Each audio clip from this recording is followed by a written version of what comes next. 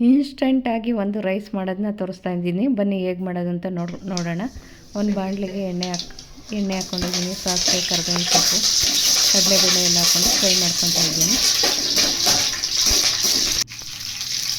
ಅದು ಫ್ರೈ ಆದ ನಂತರ ಈರುಳ್ಳಿ ಹಾಕ್ಕೊತಾ ಇದ್ದೀನಿ. ಒಂದು ದೊಡ್ಡದು ಈರುಳ್ಳಿ ಹಾಕ್ಕೊಂಡಿದ್ದೀನಿ. ನಿಮಗೆ ಕ್ವಾಂಟಿಟಿ ಜಾಸ್ತಿ ಬೇಕು, ಜನ ಜಾಸ್ತಿ ಇದೆ, ಇನ್ನು ಸ್ವಲ್ಪ ಜಾಸ್ತಿ ಇಟ್ಬಿಟ್ಟು ಹಾಕ್ಕೊಳ್ಳಿ. ಒಂದು ಬಜ್ಜಿ ಮೆಣಸಿನ್ಕಾಯಿ ಹಾಕ್ಕೊಂಡಿದ್ದೀನಿ. ಒಂದು ಟೊಮೆಟೊ ಹಾಕ್ಕೊಂಡಿದ್ದೀನಿ. ಸ್ವಲ್ಪ ಶುಂಠಿನ ತುರಿದ್ಬಿಟ್ಟು ಹಾಕ್ಕೊಂಡಿದ್ದೀನಿ. ರುಚಿಗೆ ತಕ್ಕಷ್ಟು ಉಪ್ಪು ಹಾಕ್ಕೊತಾ ಇದ್ದೀನಿ.